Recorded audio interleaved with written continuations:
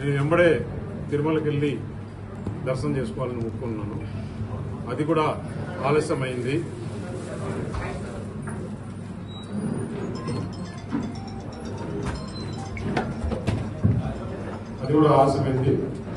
నిన్న ఉదయాన్నే దేవుని దర్శనం చేసుకుని డైరెక్ట్ గా ఇక్కడికి రావడం ఈ 1 వీక్ ఆలస్యమైంది. ముఖ్యంగా నేను చెప్పేది ఏంటంటే అనకాపల్లిలో ఏదైతే ఈ కుటుంబం పైన నమ్మకం పెట్టుకుని భారతీయ జనతా పార్టీ ప్రధానమంత్రి నరేంద్ర మోడీ గారు నిర్ణయించిన అభ్యర్థిగా నాకు భారీ మెజారిటీతో ఓట్లు వేసి గెలిపించిన అనకాపల్లి ఓటర్లకు అందరికీ కూడా పేరు పేరున నా పాదాభివందనాలు. ఎందుకంటే జీవితంలో మర్చిపోలేనంత విధంగా నేను మొట్టమొదటిసారి పోటీ చేసినప్పటికీ 3 లక్షల మెజార్టీతో గెలిపించిన అనకాపల్లి భారతీయ జనతా పార్టీ నాయకులకి, తెలుగుదేశం పార్టీ నాయకులకి, కార్యకర్తలకి, జనసేన నాయకులకి, కార్యకర్తలకి, ఈ నియోజకవర్గ వాసులకి, అనకాపల్లి మార్గదర్శక ప్రజలందరికీ కూడా పేరు పేరున మరొకసారి ధన్యవాదాలు తెలియజేసుకుంటాను. నేను ఏదైతే ఎలక్షన్స్ లో చెప్పానో దానికి రెట్టింపే ఈ అనకాపల్లి నియోజకవర్గంలో యువతకు ఉద్యోగ కొరత ఉంది. ఇక్కడ పరిశ్రమలు రావాలి, పరిశ్రమలు వస్తేనే ఆంధ్రప్రదేశ్ అభివృద్ధి జరుగుతుంది. ఇక్కడ యువతకు ఉద్యోగ అవకాశాలు కల్పిస్తానని చెప్పిన మాట ప్రకారం తప్పకుండా మళ్లీ అనకాపల్లి ప్రజలు సీఎం రమేష్ కావాలని కోరుకునే విధంగా ఈ ప్రాంత చాలా మంది ఎలక్షన్స్ లో రకరకాలుగా చెప్పారు. బయట ప్రాంతం నుంచి వచ్చాడు, ఇక్కడ ఎలా చేస్తారా? నేను ఒకటే చెప్పాను, ఇప్పుడు మనకు అమ్మాయి ఉంటే మంచి సంబంధం కోసం చూస్తామా, లేకపోతే ఆ ఊరిలోనే పెళ్లి చేసుకోవాలని చూస్తామా? ఎక్కడ మంచి సంబంధం ఉంటే అక్కడ చెప్తాం. అలాగా నేను ఇక్కడికి వచ్చిన తర్వాత ఈ ప్రజలు నాకు పట్టం కట్టిన తర్వాత నేను ఇక్కడే ఉండి ఈ ప్రజలకు అందుబాటులో ఉండి ఈ అనకాపల్లికి మంచిగా ప్రజలు ఏ విధంగా కోరుకుంటున్నారో, ప్రజలు ఏ విధంగా ఎక్స్పెక్టేషన్స్ పెట్టుకున్నారో అంతకు రెట్టింపు ఉత్సాహంతోనే ఇక్కడే పనిచేసి ఇక్కడే నివాసం కూడా ఏర్పాటు చేసుకుంటామని చెప్పేసి మీకు తెలియజేస్తున్నాం.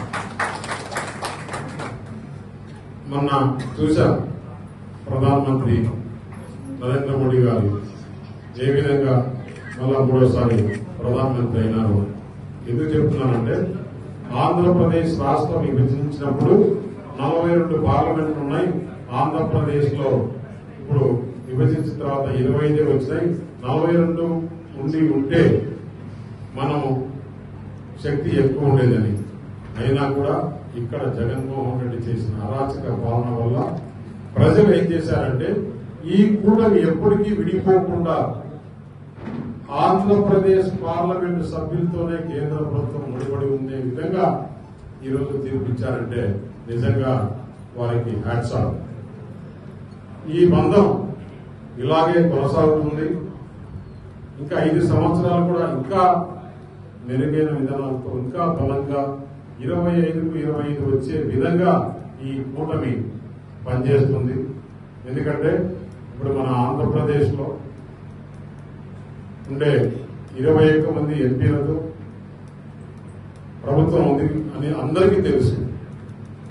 ఇదే ఆంధ్రప్రదేశ్ ముఖ్యమైన కీలక పాత్ర పోషిస్తాము. కాబట్టి ఆంధ్రప్రదేశ్ ఈ 5 సంవత్సరాల్లో ఎంత నష్టపోయిందో మనం చూశాం.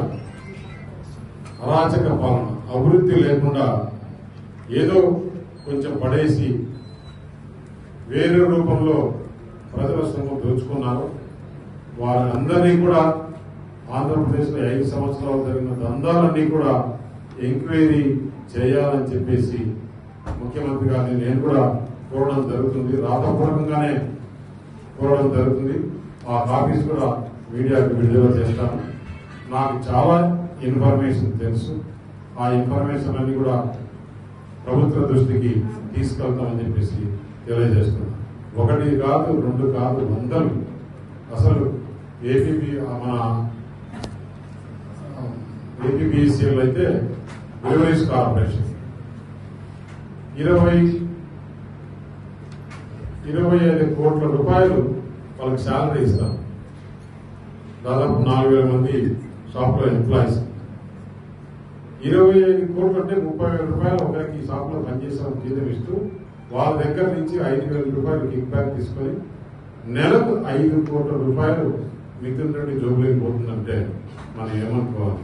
అలాగే సెక్యూరిటీ 1,500 మంది ఉంటే వారికి శాలరీల నుంచి మంత్లీ 1.5 crore మిథున్ రెడ్డికి ఇవ్వాలంటే, అంటే నేను చెప్పేది ఎంప్లాయీస్ దగ్గర నుంచి కిక్ బ్యాక్స్ తీసుకొని పని చేస్తున్నారంటే మనం ఏ విధంగా అర్థం చేసుకోవాలనో చూడండి.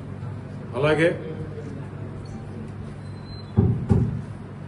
లిక్కర్ ఏ విధంగా పాలసీ చేశారు, వారి దగ్గర నుంచి డిస్టరీస్ ఏ విధంగా లాక్కున్నారు, మైనింగ్ కార్పొరేషన్ లో ఏ విధంగా చేశారు, వీళ్ళందరూ కూడా డిప్యుటేషన్ పైన వచ్చిన అధికారులు ఎవరెవరు? వాసుదేవరెడ్డి, వెంకటరెడ్డి, రాజేశ్వర్ రెడ్డి, ఇంకొకతను ఫైబర్ గ్రిడ్ లో ఉన్నాడు ఒక రెడ్డి, అతను పేరు మధుసూదన్ రెడ్డి.